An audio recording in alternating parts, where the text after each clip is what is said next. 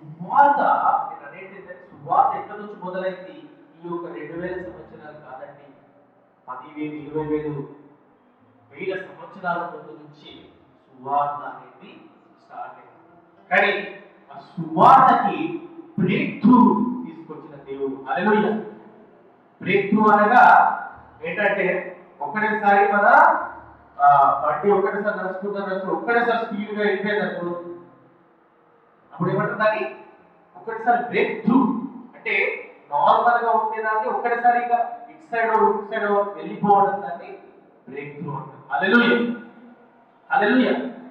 Career break through అంటే ఒకటిసారి నువ్వు normal గా ఉన్న 10,000 జీతం చేస్తూ ఒక్కటిసారి 50,000 జీతం ఇచ్చేసిన అప్పుడు ఏమంటారు?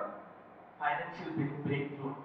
కానీ సువార్త బ్రేక్ త్రూ అంటే సువార్త దేవుడి గురించి చెప్పడం, ఇతరులని ఆత్మను పొందించి వాళ్ళని పరలోకాన్ని చేర్పియాలన్న ఒక బాధ్యత బ్రేక్ త్రూ ఎవరు తీసుకొచ్చారంటే యేసుక్రీస్తు. హల్లెలూయా.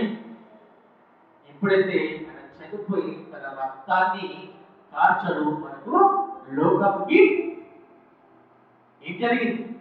శుద్ధీకరణ జరిగింది. కనుక ఈరోజు ప్రభువారు ఉచితమైన రక్షణ ఇచ్చినప్పుడు మనం ఎక్కడికి వెళ్తామో పరలోకము వెళ్ళే శక్తిని దయచేస్తాడు. Hallelujah. Jesus is the reason for this season. So సువార్త అనేది చాలా ఇంపార్టెంట్. ఆ రోజు ఐషియా ప్రవక్తని ఆ రోజు ఏం చేశాడంటే ఆ యొక్క సువార్త పరిచర్యని ఇక్కడ రాసి ఉన్నాడు. హల్లెలూయా. యేసుక్రీస్తు గురించి ఆయన రాసి ఉన్నాడు. యేసుక్రీస్తు గురించి రాసి ఉన్నప్పుడు ఏమైంది? ఈరోజు మనము కరెక్ట్ గా ఎవరు వంశంలో పుట్టాడు? యేసుక్రీస్తు దావీదు వంశంలో పుట్టి ఆయన ఏమైతే is the councillor, is the best among the best అన్న మాట మనము చూసి ఉన్నాం. హల్లెలూయా. సువార్త వీరులని మనం ఎంత చూస్తున్నాం. సాధు సుందర్ సింగ్ గురించి అందరూ విన్నారా? విని ఉంటారు. కానీ ఆయన చేసిన క్రియల్ని ఒక్కసారి మీరు విని ఉంటే, దాని గురించి మీరు చదివి ఉంటే ఎంత గ్రేట్ పర్సనాలిటీ అనుకుంటారు. హల్లెలూయా. స్మాల్ జిస్ట్ గా చెప్తాను. స్మాల్ గా సాధు సుందర్ సింగ్ ఏమంటారు, సిక్స్ ఉంటారు కదా, చిక్కుడోళ్ళు అంటారు కదా, వాళ్ళ ఒక ఫ్యామిలీ నుంచి వచ్చాడండి. ఆయన చిన్నప్పటి నుంచి మంచి యొక్క చదువులో మంచిగా స్కూల్ వెళ్తుండే ఆ కాలంలో. అయితే తనకు ప్రభుత్వ పాఠశాల చాలా దూరం ఉందని ఆయన ఏం చేశాడంటే ఇంటి దగ్గర ఉన్న ఒక క్రైస్తవుల పాఠశాలలో ఉన్నాడు. ఆయన ఏం చేస్తున్నాడంటే చిన్న వయసు నుంచి ఎవరైనా క్రైస్తవులు వచ్చి ప్రార్థన చేసినా లేకపోతే కూడిక జరిగినా ఏం చేస్తున్నాడంట, పెంట విసురుతున్నాడు. రాళ్ళు, పెంట, కట్టెలు అన్ని విసురుతుంటాడు. సో ఏంటంటే యేసుక్రీస్తు అంటే నచ్చదు. ఆయన ఎవరు? యేసు గురించి చెప్పబడ్డని ఆయన కొడుతుంటాడు. హల్లెలూయా. 14 సంవత్సరాల వయసులో తన తల్లిని కోల్పోయి ఉన్నాడు. సాధు సుందర్ సింగ్ మంచి కట్టలిద్దు. ఓకే. సో ఆ టైంలో ఆయన ఏం చేసినట్టే చనిపోయిన తర్వాత ఆయన దేవుడు ఎవరు అంటే ఇంట్లో ఉన్న భగవద్గీతలు అవన్నీ తీసుకొచ్చి ముందట పెట్టేసి చదువుతున్నాడు. దేవుడు ఉంటే నాకు మాట్లాడతాడు. ఆయన ఏమనుకున్నాడు తెలుసా?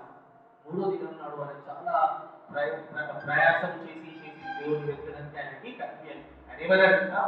ఈ లోకంలో నిజంగా దేవుడు ఉంటే వినాలన్న, ఈ లోకంలో నిజంగా దేవుడు ఉంటే ఈ రాత్రి వరకు నాకు కనిపించకపోతే రేపు తెల్లారుజామున వచ్చిన ఫస్ట్ ట్రైన్ కింద నా తల పెట్టి చనిపోతా అన్న ఆలోచన కలిగి ఉన్నాడు. కంపల్సరీ చేసుకుందాం అన్నప్పుడు రాత్రి సమయంలో గాఢ నిద్రగా ఉన్నప్పుడు దాన్ని స్మరణ వచ్చి లేపిందట. సుందర్ అంటే ఎవరు చూస్తే పిల్లల్ని వస్త్రము ధరించి మన యేసుక్రీస్తు నిలబడ్డాడు. హల్లెలూయా.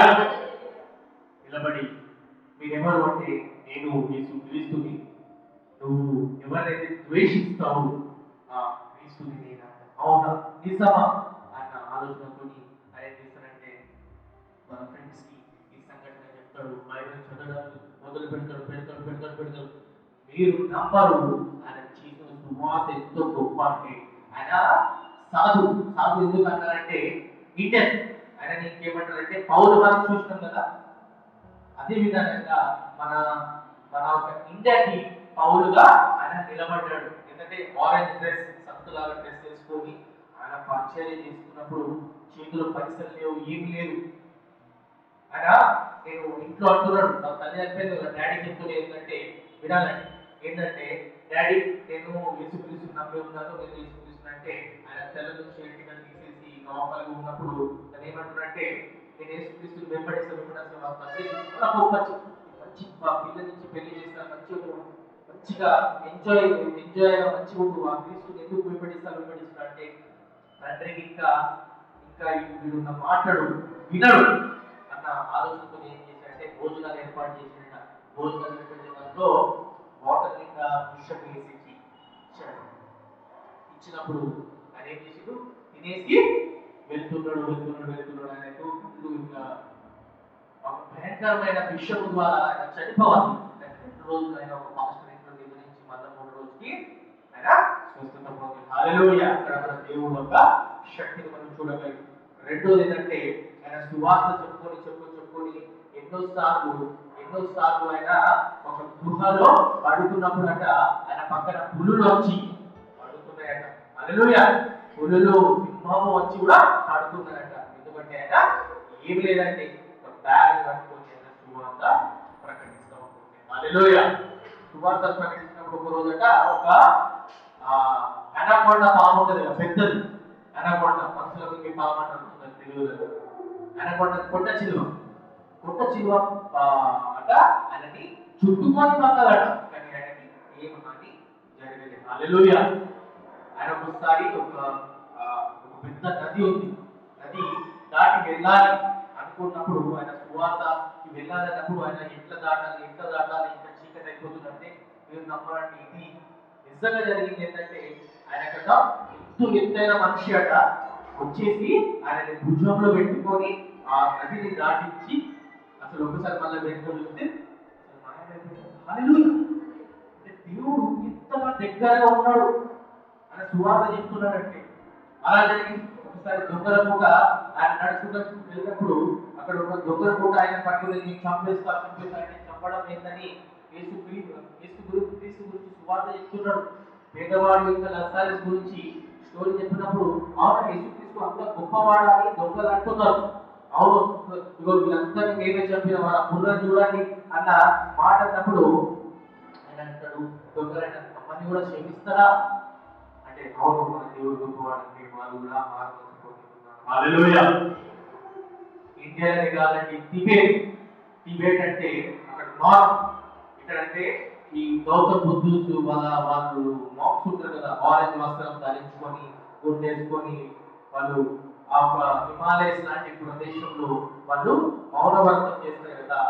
అలాంటి వాళ్ళ దగ్గర సువార్త ప్రకటించినప్పుడు ఆయనని జైల్లో వేసినప్పుడు తెలియకుండా ఒక దూత వచ్చి ఆయనని ఆ జైలు అలానే ఉంది, కానీ ఆయన బయటకు వచ్చేస్తుంటే వీళ్ళని పంపించేయండి, ఈయన ఏందో తెలియదని పంపించేసంటే ఆయన వెళ్తున్నాడు. మళ్ళా ఒకసారి వెళ్తున్నప్పుడు మీకు తెలిసినట్టు ఆయన కాళ్ళల్లో రక్తము పాదాలు రక్తము కాల్చి ఆ మనిషిలో ఆయన పాదాలు కనపడుతున్నాయి కానీ మనిషి మాత్రం కనపడింది. ఆయన అనోకు వల్లే